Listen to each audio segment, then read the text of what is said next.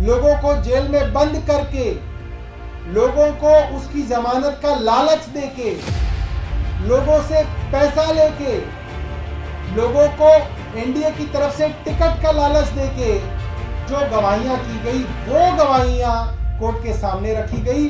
और उससे पहले जो 10 बार गवाही दी, उस आदमी ने 8 बार गवाही दी, जिसमें उसने कहा मैं अरविंद केजरीवाल से कभी नहीं मिला, अरविंद केजरीवाल का इस एक्साइज के मामले से कोई लेना देना नहीं है।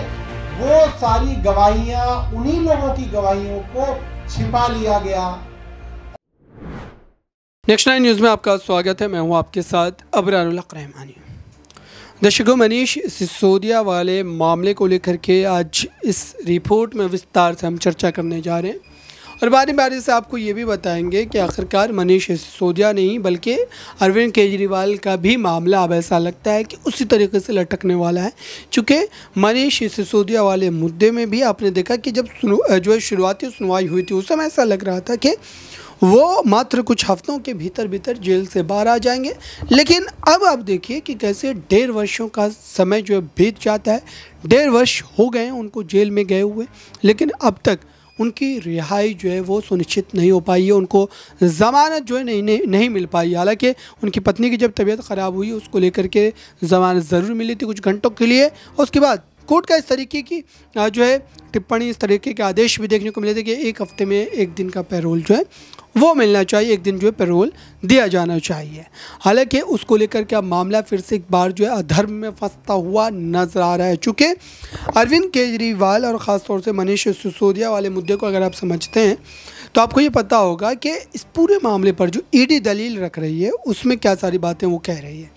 उसमें साफ तौर पर यह कहा जा रहा है कि जो ये शख्सियत है, ये जो व्यक्तित्व है इनका, ये कहीं ना कहीं सीधे तौर पर कोर्ट पर या फिर आप कहें कि कोर्ट में जो सुनवाई चल रही है उस पर अपना असर डाल सकते हैं। और ख़ास तौर से अगर उनको ज़मानत मिल गई, वो ज़मानत पर बाहर आ गए, तो जाहिर सी बात है कि इसको लेकर के ये मामला जो है गंभीर हो जाएगा कि आखिरकार ये जो दलील रखी गई है और अब जो अगली सुनवाई में फिर से एक बार इन दलीलों को लेकर के ये बातें कही जा रही है कि आखिरकार अगर कोर्ट के समक्ष फिर से एक बार यही सारी बातें रखी गई तो इसका असर कोर्ट पर कितना होगा। क्योंकि कई सुनवाई में आपने देखा कि इन्हीं तमाम मामलों को जो घुमा फिरा करके कोर्ट के समक्ष पेश किया गया और दरअसल इसी बात की वजह से, इसी बुनियाद पर यह मुद्दा इस तरीके से जो है हल होता हुआ नज़र नहीं आ रहा है। लेकिन आइए आपको एक रिपोर्ट दिखाते हैं और समझाते हैं कि आखिरकार जो अरविंद केजरीवाल को लेकर, मनीष सिसोदिया को लेकर के जो पक्ष हैं वो किस तरीके के हैं। उसकी कुछ मुख्य बातों के बारे में मैं आपको बताना चाहता हूं। अरविंद केजरीवाल जी ने कहा कि ये बात सिर्फ इत्तेफाक नहीं हो सकती कि जब देश के अंदर देश के सबसे बड़े चुनाव हैं, संसद के चुनाव हैं, प्रधानमंत्री को चुनने का चुनाव हो रहा है, चुनाव आयोग द्वारा आचार संहिता की घोषणा की जा चुकी है, उसके 5 दिन के अंतराल में देश की मुख्य राष्ट्रीय विपक्षी दल के राष्ट्रीय अध्यक्ष अरविंद केजरीवाल जी को एक झूठे मुकदमे में गिरफ्तार किया। ईडी और सीबीआई इस मामले में करीबन 2 साल से जांच कर रही है। 2 साल बहुत होते हैं।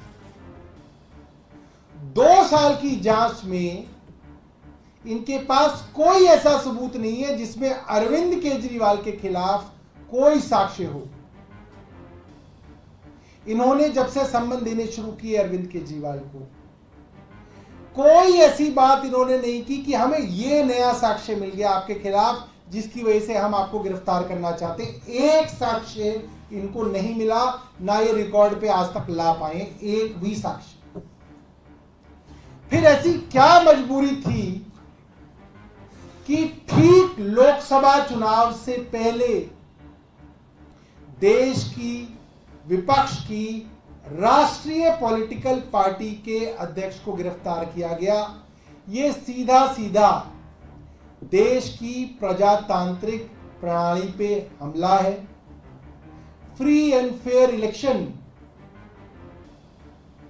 सबको बराबरी का मौका।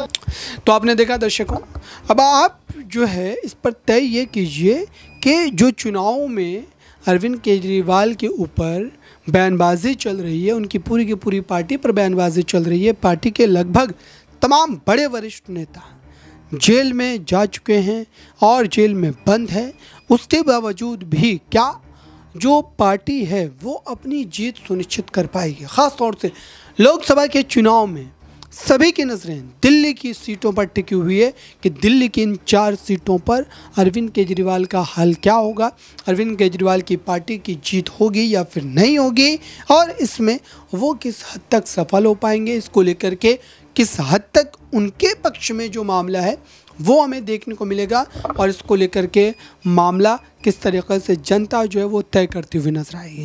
लेकिन वहीं दूसरी तरफ देखिए, जो योजनाएं अरविंद केजरीवाल ने दिल्ली की जनता को दी है, चाहे वो फ्री बस की योजना हो या फिर यूनिट जो है बिजली के माफ़ करने की योजना हो या फिर अन्य तमाम जो है योजनाओं की बात करें, उसको एक बार फिर से रीलॉन्च करने की कोशिश की जा रही है, उसको फिर से एक बार जनता के बीच ले जा कर के इस पूरे मामले को उजागर करने की कोशिश की जा रही है।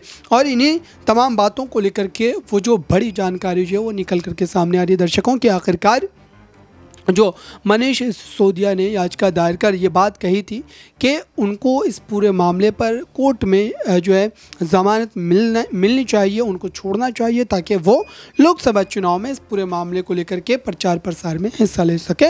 लेकिन उसके बावजूद भी कोर्ट ने इस पूरे मामले पर उनकी नहीं सुनी। अब अगली सुनवाई पर नजरें टिकी है इस बात को लेकर के आखिरकार इस पर किस तरीके से जो है फैसला लिया जाएगा। इस पूरे मामले पर एक रिपोर्ट और देखिए। कर लिया, उनकी गिरफ्तारी की वजह से उनकी पार्टी के प्रचार को रोकने की कोशिश की गई। यह कोशिश की गई कि अरविंद केजरीवाल गिरफ्तार हो जाए तो प्रचार ना हो पाए। अरविंद केजरीवाल आज जेल से बाहर होते तो सिर्फ दिल्ली में नहीं, उद्धव जी के लिए महाराष्ट्र में प्रचार कर रहे होते, अखिलेश यादव जी के लिए उत्तर प्रदेश में चुनाव कर रहे होते, ममता बनर्जी के लिए बंगाल में चुनाव में प्रचार कर रहे होते, कर्नाटक के अंदर कांग्रेस का प्रचार कर रहे होते। सब जगह विपक्ष के इंडिया गठबंधन का हम प्रचार कर रहे होते, और अरविंद केजरीवाल विपक्ष की सबसे मुखर आवाज है, ये सब लोग जानते हैं। अरविंद केजरीवाल जी सीधी सादी भाषा में अपनी बात लोगों तक रखते हैं और सीधा केंद्र से सवाल पूछते हैं, सीधा प्रधानमंत्री को चुनौती देते हैं।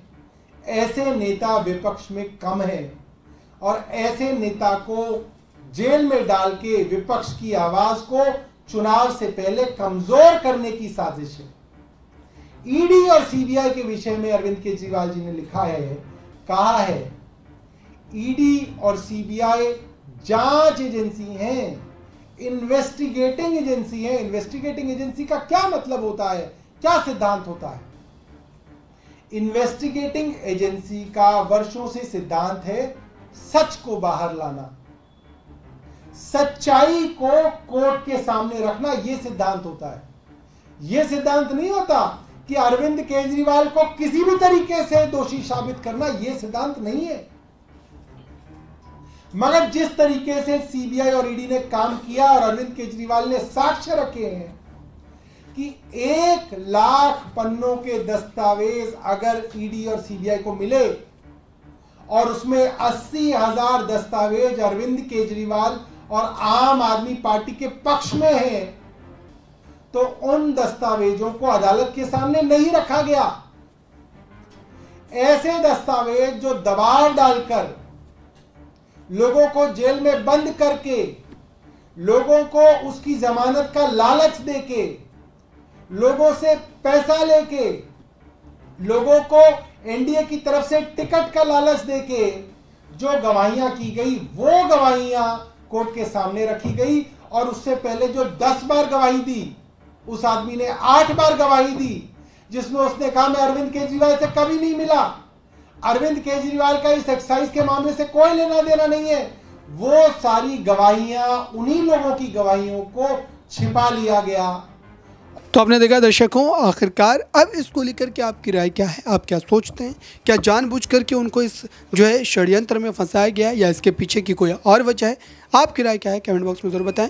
जुड़े रहें नेक्स्ट 9 न्यूज़ के साथ।